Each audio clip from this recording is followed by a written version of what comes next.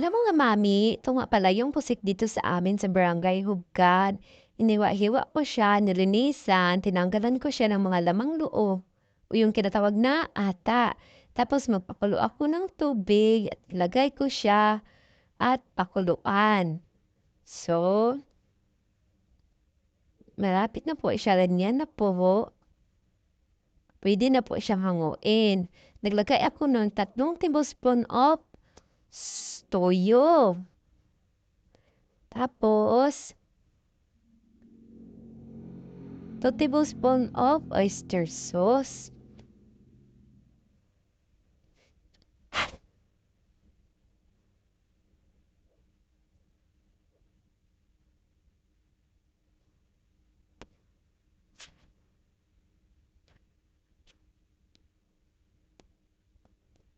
Tapos, 3 tablespoon of ketchup. Kahit anong brand.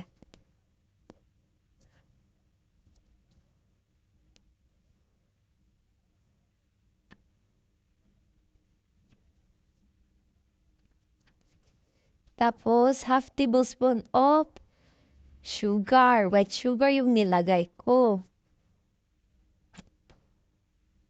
At paminta. Dapat ay yung dugmok. Yung pino. Dugmok. Ano yun sa Tagalog? At half tablespoon of cornstarch. At mix mo lang. Hanggang sa matunaw lahat. Yan po ang ilagay sa pusit. Or no, dito sa amin. Yan, i-gin mo lang siya.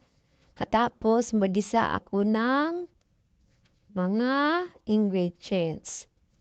Ayan, luya. O luya dito sa amin. Tapos, yung bawang. Tapos, bombay. Ano yung bombay sa Tagalog? Tsaka pepper. At yung pusit. Then, haluin ng lahat.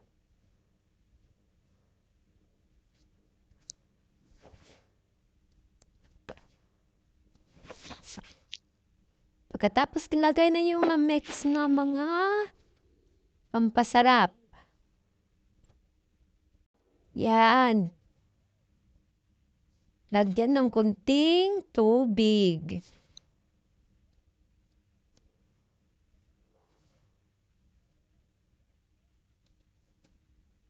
At pag ma-mix na lahat, ay pwede na siyang hanguin. Kasi luto naman siya.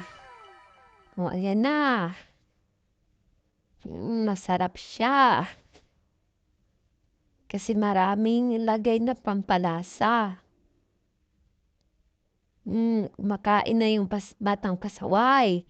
Sabi niya, octopus, ouch! Octopus ang tawag niya dyan.